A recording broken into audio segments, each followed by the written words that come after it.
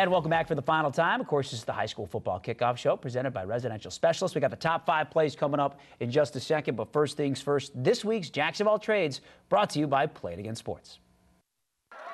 Lyon takes the handoff, shakes a few tackles, and he takes it into the end zone for a touchdown. On a 2nd and 7 for Schuylerville, Bateman with a handoff to Brad Lyon. Lyon up the sideline and into the end zone. Touchdown, Schuylerville. On a 2nd and 24 for Tamarack.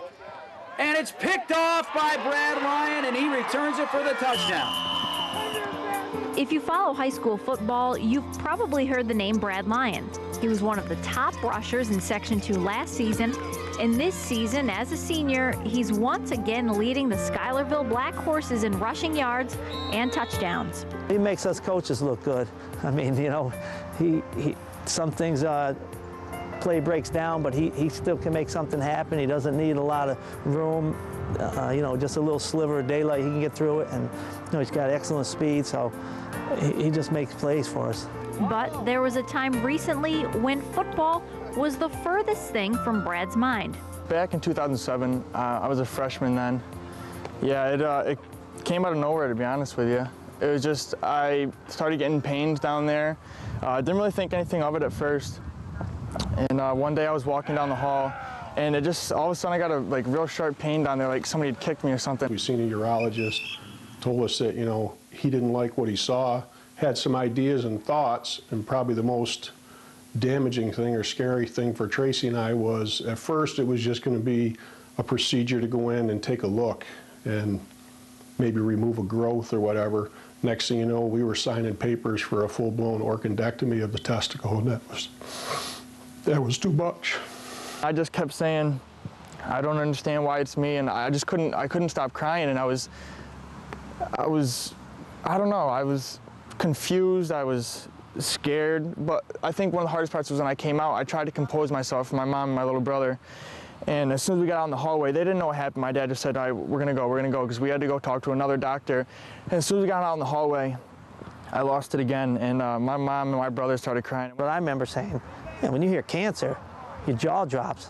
At just 15 years old, Brad was battling testicular cancer.